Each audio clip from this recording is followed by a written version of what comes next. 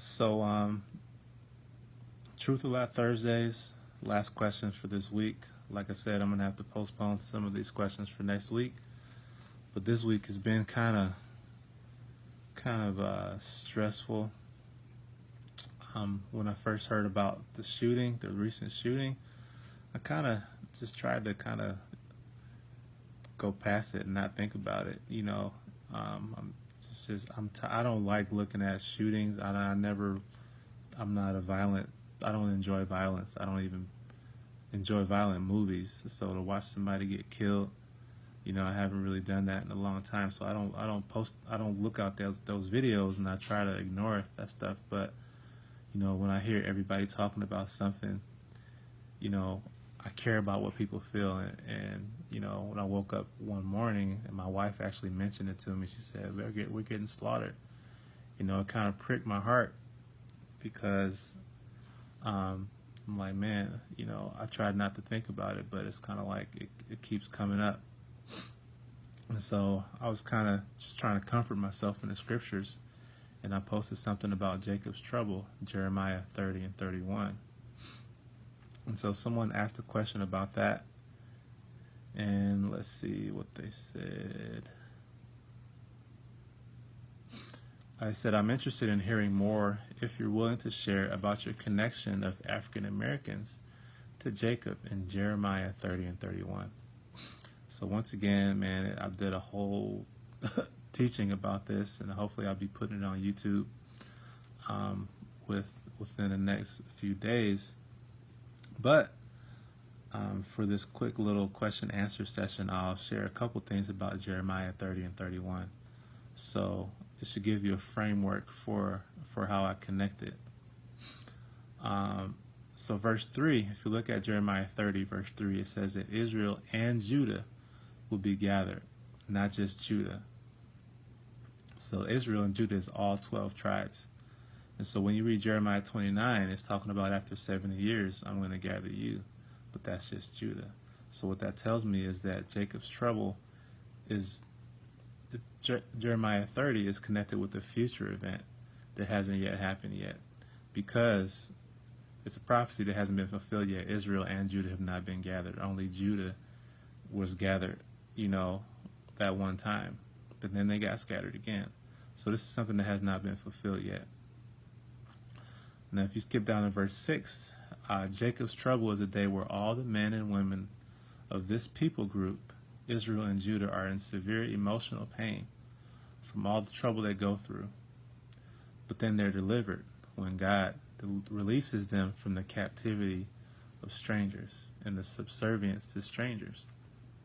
So Jacob's trouble is a day when all the men and women, the Bible actually talks about men with labor pains, like just so much emotional pain. You got men holding their stomachs like they're having a baby just because of all the emotional pain and suffering. And that's what Jacob's trouble is. So I kind of connected to that because I believe we're coming into that time where the scattered tribes of Israel actually is suffering so much. Verse 9, after they're delivered from that time of trouble, it says that it says David, their king, but that means Jesus Christ, the son of David, will be in full authority. So that means this is actually the return of Jesus Christ.